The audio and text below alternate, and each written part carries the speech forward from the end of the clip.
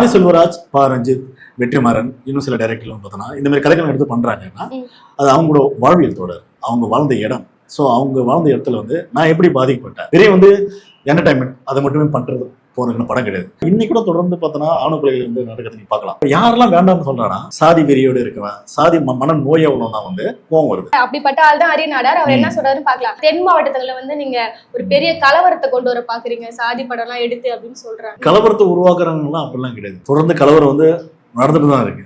அந்த மாதிரி கலவரம் பண்ணாதீங்கடா, இவனும் மனுஷன் தான்டா அப்படின்னு பார்க்க சொல்லுது இந்த படங்கள்லாம். அவர் நேம் என்ன இருக்கு? அரியநாடார். பேர்லயே அவன் ஜாதி வச்சுக்கிறான். ஏன்டா தமிழ்நாட்டுல அவன் ஜாதி தூக்கி போட்டு ஜாதி பேர் வச்சாவே கேவலம் பாக்குற ஒரு இளம மாறிட்டோம். ஒருத்தன் அரிநாடார் பேர் வச்சுக்கிறான், ஒருத்தன் சதா நாடார் பேர் வச்சுக்கிறான். வெக்கப்பட விடுதி இவனுங்க. ஆனா நம்மள வந்து பேசிக்கிறான் வந்து. அவர் சொல்றபடி பார்த்தா ஜாதி கலவரத்தை தூண்டுறீங்கன்னு சொல்றாரு.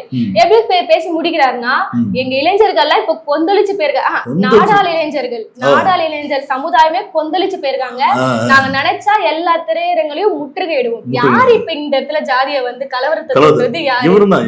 அதாவது நாடாள சமுதாயத்திலே பார்த்தா நிறைய பேர் பார்த்தோன்னா படிச்ச பண்பாளர்கள் வந்து நிறைய பேர் இருக்காங்க. முற்போக்கா எஸ்சிக்கூடிய ஆட்கள் இருக்காங்க, சாதி ஒழிப்பை பத்தி பேசக்கூடிய ஆட்கள் இருக்காங்க, படித்த ஆள்கள் இருக்காங்க. அந்த போன்ற ஆள்கள் பத்தி நம்ம பேசணும். இந்த மாதிரி சாதி வெறிப்படுத்த நம்ம கண்டிக்க கூடாது. கலவரன்றதெல்லாம் இங்க ஒண்ணுமே இல்ல. இந்த மாதிரி அரிநாடார் மாதிரி ஆளுங்க தான் இப்ப கலவரத்தை கிளப்புறாங்க. ஆமா, கண்டிப்பா. கலவரன்றதுல ஒரு நல்ல வரவேற்கத்தக்க ஒரு மூவி தான்.